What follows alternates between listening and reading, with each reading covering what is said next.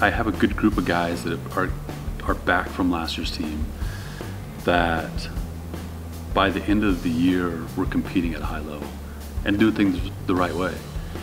And with that experience, with Calvin Johansson, Brian, Case, those guys all played a lot of minutes, started last year.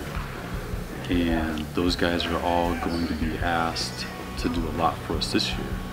Not necessarily scoring, rebound, everything like that, but just rebounding the team, or just leading the team and helping the guys know what to do day in and day out. And shoot, riggers are playing in the Cascade Conference. Two things, probably toughness and unselfishness. And toughness because it's not just on the court, it carries over into everything that you do. Like, you have to be tough enough to go to class. You have to be tough enough to, on the weekend, to make right decisions. You have to be tough enough in practice to do the right things all the time. And so it's not just physical toughness, it's a mental toughness.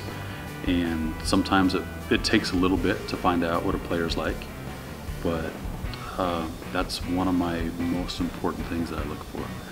And then you can have all the talent in the world and not win games, and I've seen it a lot. So you have to have guys that are willing to buy in to being a part of the team. So talent, if you have a kid that's super talented and he still kind of gets his numbers, but he's unselfish about it, then that's a great fit for us. Well, first of all, I had a couple guys that redshirted for me last year.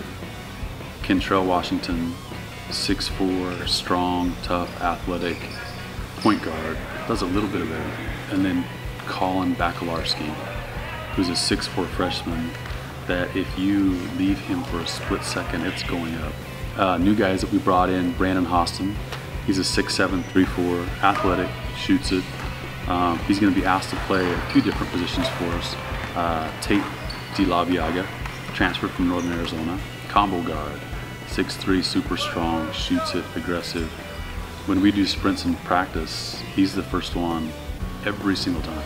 And Travis Meeker, he's 6'5", strong, athletic, super aggressive, and does just a little bit of everything really well. But those new guys, along with the guys that we have back, give us some pretty good depth. Oh, the three starters that we have coming back, Calvin, Case, and Brian, are all really talented guys and do a little bit, each of them brings something different to the table. Brian led the conference in scoring last year, super talented offensively, scores it with his back to the basket, going off the bounce, shoots it, received a lot of double and triple teams last year. And he's going to be asked to do a lot of scoring this year. It should come easier for him, and he probably won't have to force it as much with more talent around him. But on top of that, he was, I think he was second in the conference in rebounding. So he did a little bit of everything for us. So it'd be great to have him back. Case Rada is one of the best shooters in the conference. He's better off the bounce, going to the rim and dishing out or shooting. He's got a nice little floater that's going to make him more versatile this year. And then Calvin Johansson, who was the leading shot blocker in the conference last year, one of the top shot blockers in the country. He holds the record for block shots in EOU history, and I think he has since his sophomore year. And on top of that, with the point guards or the guard play that we have this year, it'll make it easier for him to get easy baskets around the rim because he's 6'10", long, athletic, really bouncy, good feel. And if he has an opportunity to one-step dunk it, he's going to be able to do that. And just with our offense and different things that we're doing, different personnel that we have, it's going to make it easier for him to score around the basket. Our non-conference schedule is going to be at least as hard or harder than conference play. And then some of those games obviously harder.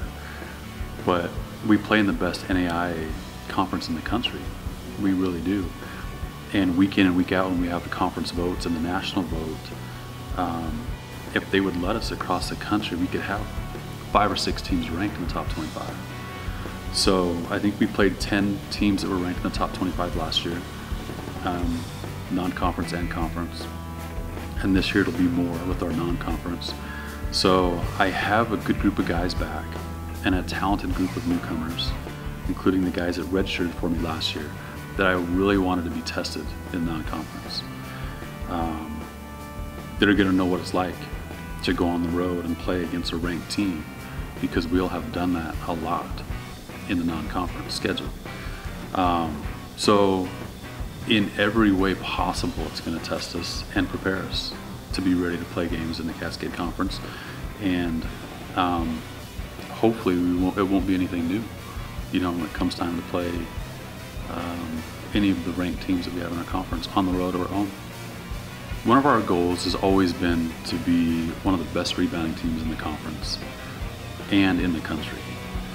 So to do that, you have to be tough, and you have to be physically tough and mentally tough, and it has to be a priority.